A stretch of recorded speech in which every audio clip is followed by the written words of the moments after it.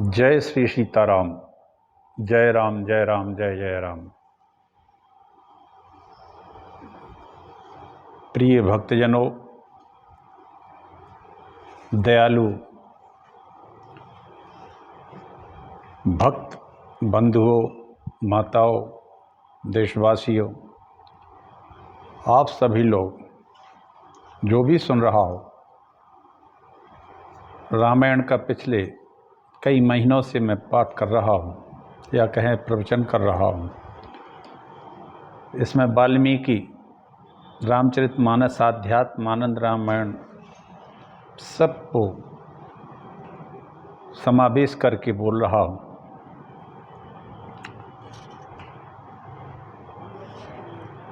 प्रिय मित्रों, सनातन धर्म में जो भी हैं वे सब एक ही हैं, चाहे वो ब्राह्मण हो या कोई अन्य, सभी ब्राह्मण जाति से ही आए हैं। चूँकि इसलिए एक तरह से देखा जाए तो राम, लक्ष्मण, भरत, शत्रुघ्न जैसा ये समाज हमारा है, ना कोई इसमें ज़्यादा बड़ा है ना छोटा है। और सनातन धर्म का संवर्धन का कार्य केवल महात्माओं, बाबाओं, कथावाचकों द्वारा नहीं हो सकता। ये लोग करते हैं, ये ठीक है। सनातन धर्म का संवर्धन और इसका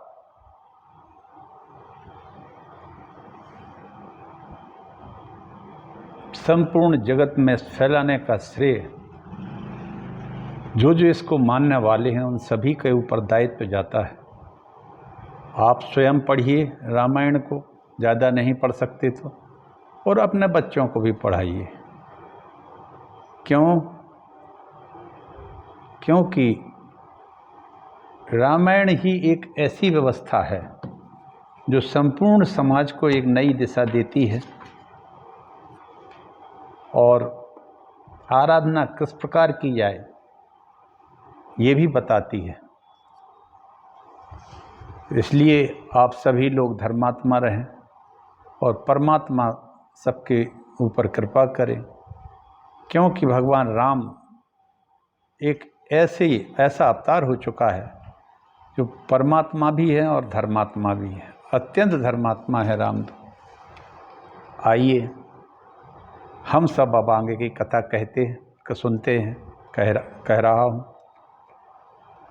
अभी मैंने उत्तरकांड में राक्षसों की उत्पत्ति अगस्त्य जी द्वारा कही गई है और आगे मैं उसी को कहता हूँ। राक्षसों और लंका के बारे में इतिहास बता रहे हैं। राम जी पूछते जाते हैं और अगस्त्य जी कहते जाते हैं, राज्यसभा में सभी लोग सुनते हैं। जय श्री राम। आराधना किस प्रकार की जाए, इसको तुलसीदास जी ने रामायण के माध्यम से बहुत सुलझा दिया, बहुत ज़्यादा। इसीलिए कहते हैं कि सभी लोग इसको पढ़ें और बच्चों को भी पढ़वाएं, नहीं तो ये पतनोन्मुखी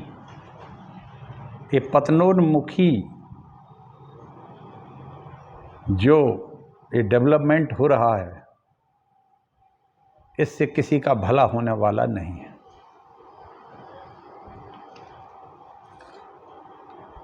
ये पतनोन्मुखी विकास जो किया जा रहा है, ये विकास नहीं है, ये विनाश की ओर ले जाएगा। इसलिए मित्रों, सभी लोग धर्म के वास्तविक स्वरूप को समझें, तभी शांति आएगी और आनंद आएगा और देश में भी आनंद रहेगा। शिव उमा का संवाद इस प्रकार है। सहज प्रकाश रूप भगवाना, नहीं तय पुनि विज्ञान बिताना। जगत प्रकाश प्रकाशक रामू, मायाधीश ज्ञान गुण धामू। बिनु पग चले सुनै बिनु काना, कर बिनु करम करे जग नाना। आनन रहित सकल रस भोगी, बिनु बानी बकता बड़ जोगी। राम ब्रह्म व्यापक जग जाना, राम ब्रह्म व्यापक जग जाना। परमानंद परेश पुराना, एक अनीह अरूप अनामा। जय सच्चिदानंद परधामा, व्यापक रूप विश्व भगवाना। ते धरि देह चरित कृत नाना। व्यापक ब्रह्म निरंजन, निर्गुण विगत विनोद। सो अज प्रेम भगति रस, सो अज प्रेम भगति बस। कौशल्या कै गोद, सियावर रामचंद्र की जय। नास्ति वेद समम शास्त्रम, नास्ति शांति समम सुखम। नास्ति शांति परम ज्योतिर्नास्ति रामायणात् परम।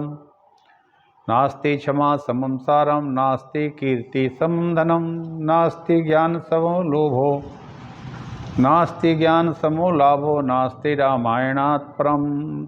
कर्पूर गौरम करुणावतारम, संसार सारम भुजगेन्द्रहारम। सदा वसंतम हृदयारविंदे, भवम भवानी सहितं नमामि। भवम भवानी सहितं नमामि। नारायणं नमस्कृत्य नरं चैव नरोत्तमं, देवीं सरस्वतीं व्यासं ततो जयमुदीरयेत्। वंदे गुरुपद पदुम परागा, सुरुचि सुवास सरस अनुरागा। गुरु पितु मातु महेश भवानी, प्रणमौ दीन बंधु दिन दानी।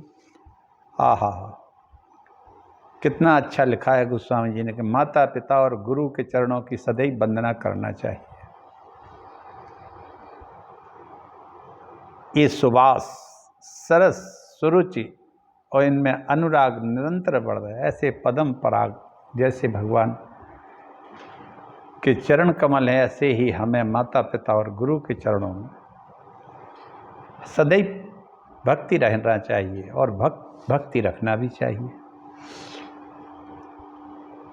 मातरम पितरम विप्रमाचार्य चा मन्यते, सा पश्यति फलम तस् प्रेत राज बसंगतः।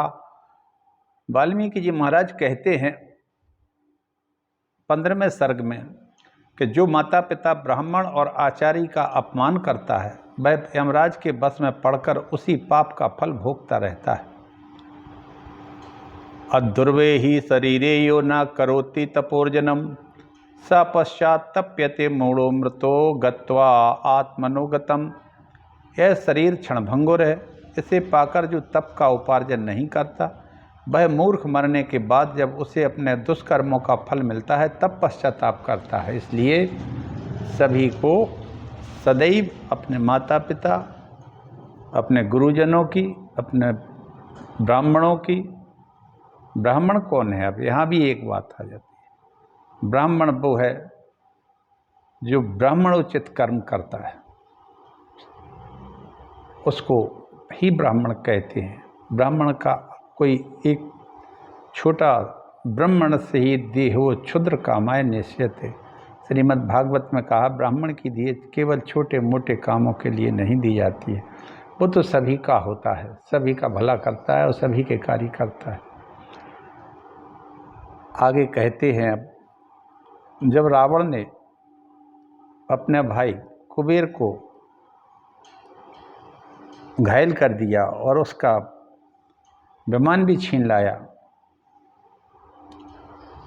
तो अगस्त्य जी कहते हैं, स जित्वा धनदम राम भ्रातरम राक्षसाधिपा, महासेन प्रसूतिम तद्येयो सरवणम महत्।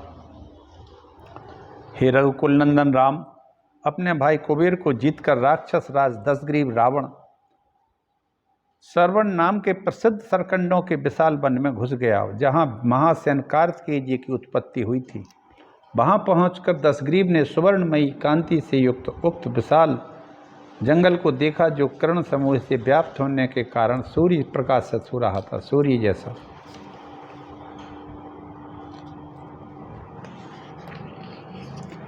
उसके पास ही कोई पर्वत था जहाँ की वनस्थली बड़ी ही रमणीय थी। श्री राम जब उस पर चढ़ने लगा तब देखता है कि पुष्पक विमान की गति रुक गई है। जब वह राक्षस अपने उन मंत्रियों के साथ मिलकर विचार करने लगा कि क्या कारण है, पर्वत के ऊपर कोई रहता है, उसी का यह कर्म हो सकता क्या। तो श्री राम ततो अब्रवीत तथा राम मारीचो बुद्धि कोविदः नेदम निष्कारणम राजन पुष्पकम यन्न गच्छति। श्री राम तब बुद्धि कुशल मारीच ने कहा, राजन यह पुष्पक विमान जो आगे नहीं बढ़ रहा है, इसमें कुछ ना कुछ कारण तो है,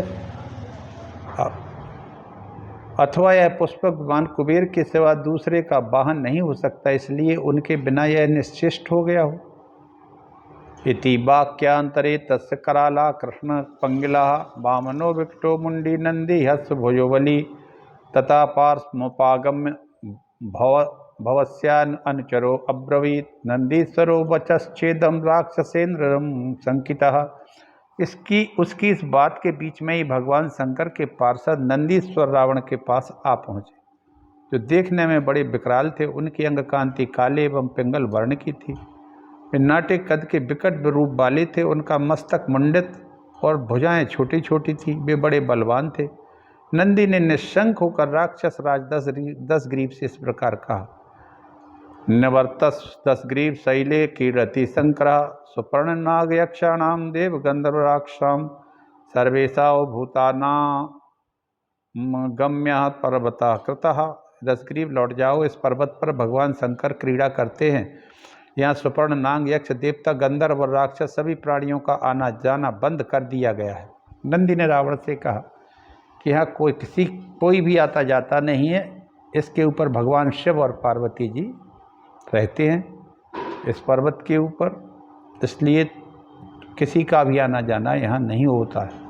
नंदी की बात सुनकर दशग्रीव कुपित हो उठा। उसके कानों के कुंडल हिलने लगे और बोला, कौन है ये शंकर। ऐसा कहकर वह पर्वत के मूल भाग में आ गया। जब उस नंदी जी ने कहा कि इस पर भगवान शिव का निवास है, इसलिए तू यहाँ पर क्या कर रहा है, वो यहाँ जा नहीं सकता है। तब नंदी से बोला रावण दशशीष, ये शंकर जी कौन है। और इस तरह वो मूल भाग में पर्वत के आया।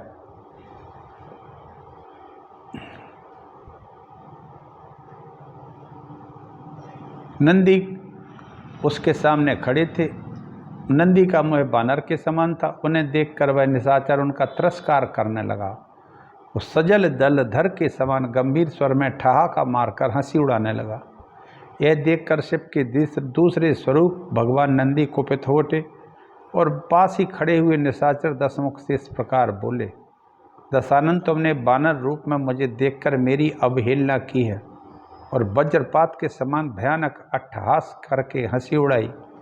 इसलिए तुम्हारे कुल का विनाश करने के लिए मेरे ही समान पराक्रम रूप और तेज से संपन्न बानर उत्पन्न होंगे और तुम्हारा विनाश कर देंगे। क्रूर निशाचर नख और दांत से ही उन बानरों के अस्त्र होंगे। मन के समान तीव्र वेग होगा। युद्ध के लिए उन्मत्त रहने वाले अतिशय बलशाली होंगे।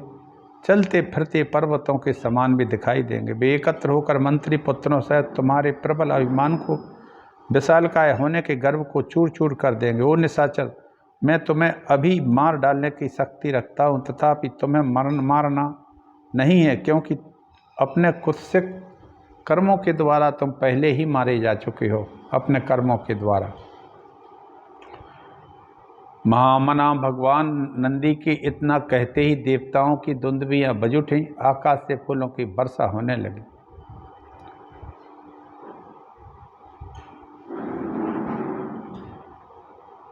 और बोला, पशुपते, जिसके कारण यात्रा करते समय मेरे पुष्पक विमान की गति रुक गई है, तुम्हारे उस पर्वत को जो मेरे सामने खड़ा है मैं जड़ से ही उखाड़ के फेंके देता।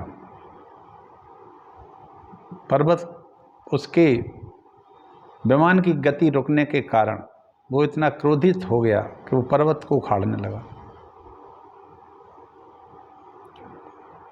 श्री राम ऐसा कहकर दशग्रीव ने पर्वत के निचले भाग में अपनी भुजाएं लगाई, उसे उठा लेने का प्रयत्न करने लगा और वह पर्वत भी हिलने लगा। पर्वत के हिलने से भगवान शंकर के सारे गण कांप उठे। पार्वती देवी विचलित हो उठी, भगवान शंकर से लिपट गई। ततो राम महादेवो देवानां प्रवरो हरः पदांगुष्ठेन तम शैलम पीड़यामास लीलया। तब श्री राम देवताओं में श्रेष्ठ पाप हारी महादेव ने उस पर्वत को अपने पैर के अंगूठे से खिलवाड़ में ही दबा दिया। पीड़ितास्तु ततस्तस्य शैलस्तंभोपमा भुजा विस्मिताश्चा भवन अस्तत्र सचवास्तस्य राक्षसः। फिर तो दशग्रीव की वे भुजाएं जो पर्वत के खंभों के समान बजान पड़ती थीं, उस पहाड़ के नीचे दब गई है। देखकर वहाँ खड़े हुए राक्षस के मंत्री आश्चर्य में पड़ गए। राक्षसातेन रोषाश्च भुजानां पीड़ना तथा मुक्तो विराधा सहसा त्रिलोक्यमेन कंपिता। उस राक्षस ने रोष और अपनी बाहों की पीड़ा के कारण सहसा बड़े जोर से रोदन किया, आर्तनाद किया। इतना जोर से दबा दिया शंकर जी ने अपने एक अंगूठे के थोड़े से प्रभाव से कि उसकी सभी भुजाएं दब गई। क्रोध से तिलमिला उठा और आर्तनाद करने लगा। जो अभी अट्टहास कर रहा था वो आर्तनाद रोने लगा बुरी तरह से। उसके मंत्रियों ने समझा अब तो प्रलय काल आ गया है, विनाशकारी वज्रपात होने लगे। उस समय इंद्र आदि देवता मार्ग में विचलित हो उठे। समुद्र में ज्वार आ गया, पर्वत हिलने लगी। यह क्या हो गया? स्तुति भी प्रणतो भूत्वा तमेव शरणं व्रज कृपालु शंकर स्तुष्ट प्रसादम ते विधास्यति। उसके मंत्रियों ने कहा कि हे नीलकंठ माम वल्लभ, महादेव जी को संतुष्ट कर। उनके सिवा दूसरे किसी को हम ऐसा नहीं देखते जो यहाँ आपको शरण दे सके। आप स्तुतियों के द्वारा उन्हें प्रणाम करके उन्हीं की शरण में जाइए। भगवान शंकर दयालु हैं, वे संतुष्ट होकर आप पर कृपा करेंगे। मंत्रियों के ऐसा कहने पर दशमुख रावण ने भगवान वृषभध्वज को प्रणाम करके नाना प्रकार के स्तोत्रों तथा सामवेद को गायन करके मंत्रों द्वारा उनका स्तवन किया। इस प्रकार हाथों की पीड़ा से रोते हुए स्तुति करती उस राक्षस के 1000 वर्ष बीत गए। ओहो! भगवान शिव का पर्वत कैलाश उठाने की कोशिश करने से जब शिव जी ने उसके हाथों को अपने दबा दिया अंगूठे के दबाव से, तब 1000 वर्ष तक वो भगवान शिव की स्तुतियां करता रहा। सामगान करता रहा, सामवेद का गायन करके स्तुति, क्योंकि उसमें भगवान शिव की ही स्तुतियां हैं सामवेद में।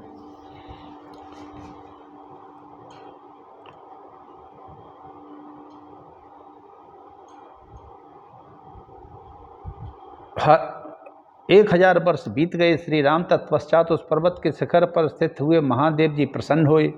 उन्होंने दशग्रीव की भुजाओं को संकट से मुक्त करके उससे कहा, दशानन तुम वीर हो, तुम्हारे पराक्रम से मैं प्रसन्न भी हुआ हूँ। तुमने पर्वत से दब जाने के कारण जो अत्यंत भयानक आर्तनाद किया था, रोए, उससे भयभीत होकर तीनों लोगों के प्राणी रो उठे।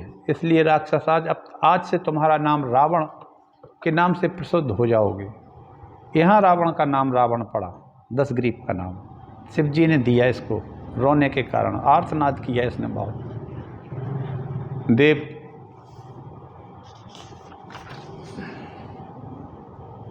यस्मान लोकत्रयं चैतश्रावितं भयमागतं तस्मात् त्वं रावणो नाम नाराजन भविष्यति। अब भविष्य में तुम्हारा नाम रावण होगा। देवता, मनुष्य, यक्ष तथा दूसरे जो लोग भूतल पर निवास करते हैं, वे सब इस प्रकार समस्त लोगों को रुलाने वाले तो उस दशग्रीव को रावण कहेंगे। पुलस्त नंदन, अब तुम जिस मार्ग से जाना चाहो जा सकते हो। राक्षसपति, मैं भी तुम्हें अपनी ओर से जाने की आज्ञा देता हूँ, अब तुम चले जाओ। भगवान शंकर के ऐसा कहने पर लंकेश्वर बोला, महादेव, यदि आप प्रसन्न हैं तो वर दीजिए कि मैं आपसे वर की याचना करता हूँ। मैंने देवता, गंधर्व, दानव, राक्षस, गुह्यक, नाग तथा अन्य महाबली प्राणियों से अवध होने का वर प्राप्त किया है। देव, मनुष्यों को तो मैं कुछ गिनता ही नहीं। मेरी मान्यता के अनुसार उनकी शक्ति बहुत थोड़ी है, मनुष्यों में कोई ज़्यादा शक्ति नहीं होती है। हे त्रिपुरांतक, दी हुई आयु का जितना अंश शेष बच गया है, वह भी पूरा का पूरा प्राप्त हो जाए, उसमें किसी कारण से कमी ना हो, ऐसी मेरी इच्छा है। इसे आप पूर्ण कीजिए, साथ ही अपनी ओर से मुझे एक शस्त्र दीजिए।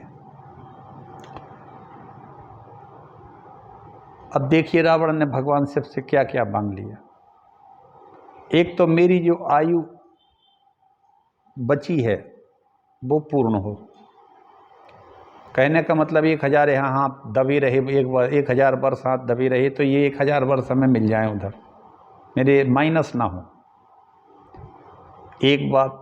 दूसरी, आप प्रसन्न हो तो मुझे एक शस्त्र दीजिए जो युद्ध के काम आ सके।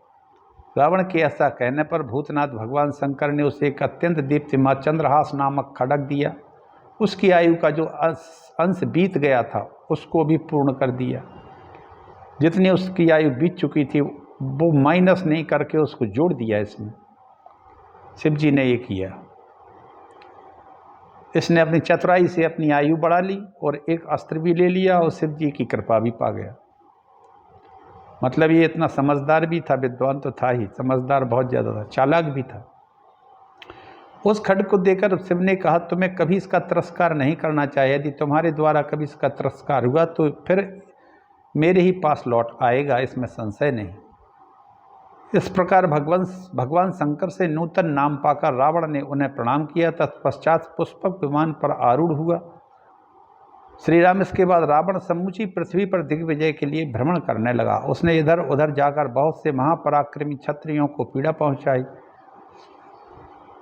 और सैकड़ों क्षत्रिय राज परिवार, राजा लोग परिवार सहित नष्ट हो गए। दूसरे क्षत्रियों ने, जो बुद्धिमान माने जाते थे, उस राक्षस को अजय समझते थे। उस बल के अभिमानी निशाचर के सामने अपनी पराजय स्वीकार कर ली।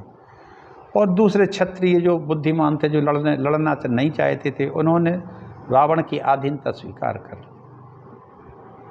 अब दो ही चीज़ें होती हैं, या तो युद्ध करो और या फिर उसकी अधीनता स्वीकार करो, पराधीन हो जाओ। अधीनता स्वीकार करने में जीवन बच जाएगा, अधीनता न स्वीकार करने में मरण निश्चित है। क्यों? क्योंकि वो अजेय था, वो मर ही नहीं सकता था। मानव कोई ऐसा उस समय था नहीं जो उनको मार ले। मानवों की शक्ति उसके सामने बहुत कम थी, इसलिए वो निरंतर हत्याएं करता जा रहा था। अथ राजन महाबाहुर्विरचन पृथ्वी तले हिमबद्ध परिचक्राम रावणः तत्रापश्यत् स वै कन्याम कृष्णाजन जटाधराम आर्षेण विधिना चैनाम दीप्यन्ति देवताम्यव। अगस्त्य जी कहते हैं, हे रघुनंदन, तत्पश्चात वह रावण भूतल पर विचरता हुआ हिमालय के वन में जाकर वहाँ सब और चक्कर लगाने, हिमालय पर घूमने लगा। वहाँ उसने एक तपस्विनी कन्या को देखा जो अपने अंगों में काले रंग का मृग चर्म और सिर पर जटा धारण किए हुई थी। वह ऋषि प्रोक्त विधि से तपस्या में संलग्न हो देवांगना के समान उद्दीप्त हो रहा था। उत्तम एवं महान व्रत का पालन करने वाली तथा रूप सौंदर्य से सुशोभित उस कन्या को देखकर रावण का चित्त काम जनित मोह से वशीभूत हो गया। उसने अट्टहास करते हुए पूछा, किमिदं वर्तसे भद्रे विरुद्धम यौवनस्ते नयुक्ता तवै तत्स्वरूपस्यैवं प्रतिक्रिया। भद्रे, तुम अपनी युवावस्था के विपरीत कैसा बर्ताव कर रही हो? तुम्हारे इस दिव्य रूप के लिए ऐसा आचरण उचित नहीं है। तुम्हारे लिए हमारे हृदय में यही निर्णय प्रकट हुआ है। भद्रे, तुम किसकी पुत्री हो? तुम कौन सा व्रत कर रही हो? मैं जो कुछ पूछता हूँ मुझे बताओ, किस फल के लिए परिश्रम किया जा रहा है? रावण के इस प्रकार पूछने पर यशस्विनी तपोधना कन्या उस विधिवत आतिथ्य सत्कार करके बोली, अमित तेजस्वी महर्षि श्रीमान कुशध्वज मेरे पिता थे, जो बृहस्पति के पुत्र थे और बुद्धि में उन्हीं के समान माने जाते थे। प्रतिदिन वेद का अभ्यास करने वाले उन महात्मा पिता से वांगमयी कन्या के रूप में मेरा प्रादुर्भाव हुआ, इसलिए मेरा नाम वेदवती है। वांगमयी कन्या बृहस्पति की ये पुत्र की पुत्री थी। बृहस्पति के पुत्र कुशध्वज थे, कुशध्वज की पुत्री वेदवती थी, क्योंकि ये एक सरस्वती के रूप में प्रकट हुई थी वांगमयी, वाणी के द्वारा। मेरा नाम वेदवती है, या ये कहें कि गायत्री थी, या ये कहें तो भगवान विष्णु की महाशक्ति महामाया थी। जब मैं बड़ी हुई तब देवता, गंधर्व, यक्ष, राक्षस और नाग भी पिताजी के पास जाकर मुझे मांगने लगे। महाबाह राक्षस पिताजी ने उनके हाथ में मुझे नहीं सौंपा। पिताजी की इच्छा थी कि तीनों लोगों को स्वामी देवेश्वर भगवान विष्णु से मेरी शादी हो। हमारे पिता भगवान विष्णु को चाहते थे, इसलिए वे किसी दूसरे के हाथों में मुझे देना नहीं चाहते थे। उनके इस अभिप्राय को सुनकर बलाभिमानी दैत्यराज शंभु उन पर कुपित हो उठा और उस पापी ने रात में सोते समय मेरे पिताजी की हत्या कर दी। एक राक्षस जो था, दैत्य था, उसका नाम शंभु था, उसने पिताजी की हत्या कर दी। इस ततो में जन्नी दीना तच्छरीरम पितुर्मम परिस्वज्य महाभागा प्रविष्टा हव्यवाहनम। इससे मेरी महाभागा माता को दुख हुआ और वे पिताजी के शव को हृदय से लगाकर चिता में प्रवेश कर गई। तब से मैंने प्रतिज्ञा कर ली है कि भगवान नारायण के प्रति पिताजी का जो मनोरथ था उसे मैं सफल करूंगी, इसलिए मैं उन्हीं को अपने हृदय मंदिर में धारण करती हूँ। मैं हृदय में भगवान नारायण को वरण कर चुकी हूँ एक तरह से। यह मैंने बाप को बात बता दी। नारायणो मम पतिर्न त्वन्या पुरुषोत्तमात् आश्रय नियमम घोरम।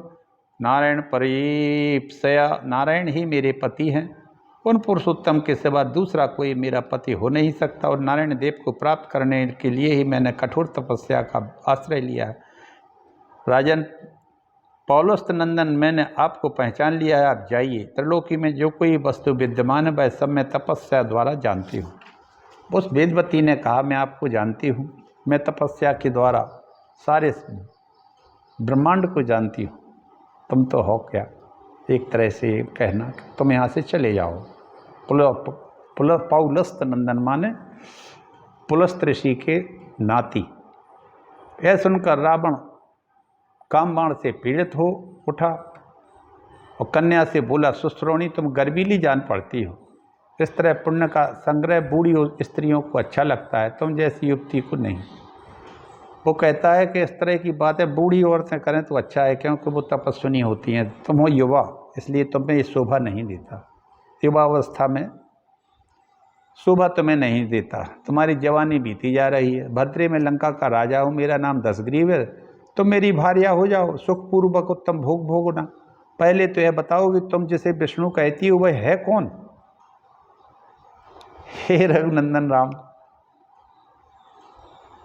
रावण बोला, तुम जिसे विष्णु कहती हो, जिसको नारायण कहती हो, जिसको तुम अपना पति मान चुकी हो, वो है कौन? पहले ये तो बताओ। तुम जिसे चाहती हो वह पराक्रम, तप और भोग वैभव में मेरी समानता नहीं कर सकता वह विष्णु। उसके ऐसा कहने पर कुमारी वेदवती उस निशाचर से बोली, नहीं नहीं, ऐसा ना कहो। राक्षस राज विष्णु तो तीनों लोकों के अधिपति हैं। सारा संसार उनके चरणों में झुकता है। तुम्हारे सिवा दूसरा कौन पुरुष है जो बुद्धिमान होकर उनकी अवहेलना करेगा? वेदवती के ऐसा कहने पर तो राक्षस ने अपने हाथ से उस कन्या के केस पकड़ लिए। जब उन भगवान नारायण की उन्होंने वेदवती ने प्रशंसा की, बताया कि वो तीनों लोगों के अधिपति हैं, तो उसने क्रोध में आकर वेदवती के केस पकड़ लिए। इससे वेदवती को इतना क्रोध आया कि उसने अपने हाथ से उन केसों को ही काट दिया। उसके हाथ ने तलवार बनकर तत्काल उसके केसों को मस्तक से अलग कर दिया। उन केसों को वेदवती रोष से प्रज्वलित हो उठी। वह जल मरने के लिए उतावली हुई अग्नि की स्थापना करके उस निशाचर को दग्ध करती हुई बोली, धर्तायास्त्वया नार्य नामे जीवित मिष्यते राक्षस तस्मात् प्रवेक्ष्यामि पश्यतस्ते हुतासनम। अरे वो नीच राक्षस, तूने मेरा तिरस्कार किया है, अतः अब इस जीवन को सुरक्षित रखना मुझे ठीक नहीं है।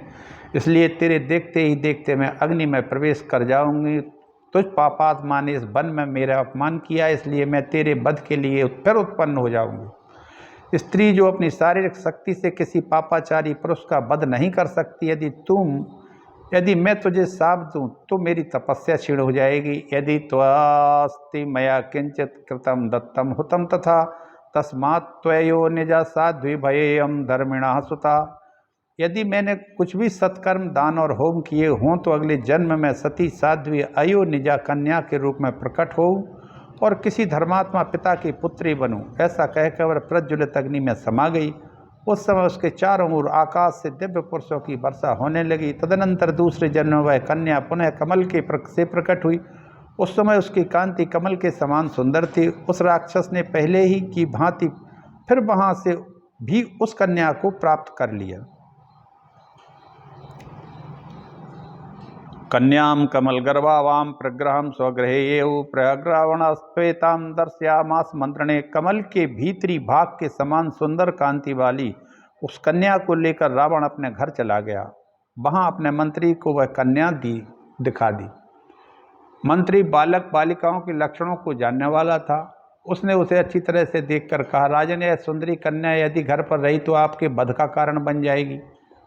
श्री राम यह सुनकर रावण ने उसे समुद्र में फेंक दिया। तत्पश्चात वह भूमि को प्राप्त होकर राजा जनक के यज्ञ मंडप के मध्यवर्ती पूर्व भाग में जा पहुंचे। वहां राजा के हल से मुखभाग से जोते जाने के और सती साध्वी कन्या फिर प्रकट हो गई।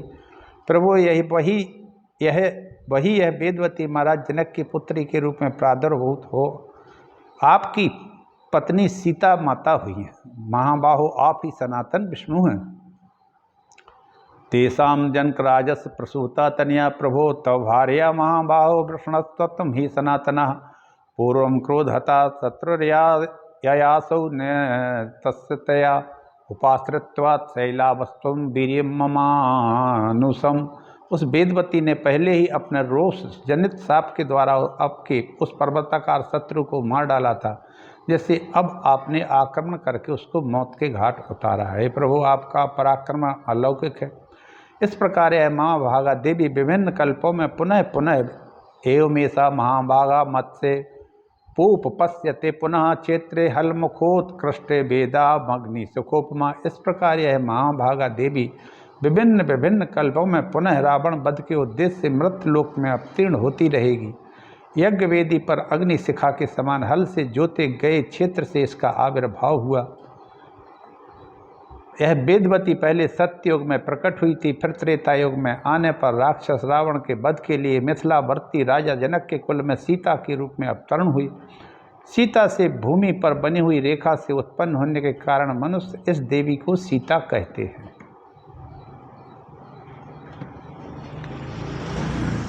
हे राम, आप वही भगवान विष्णु हैं। वह वेदवती कन्या जो है वह सीता है। रावण जब उसने पुनः अवतार लिया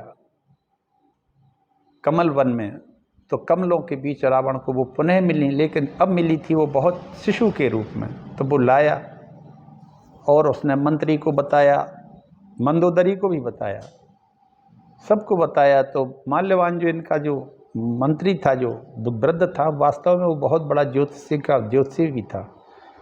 उसने कहा कि ये तो रावण तुम्हारी मृत्यु का कारण है, ये कन्या, इसके ऐसे नक्षत्र पड़े।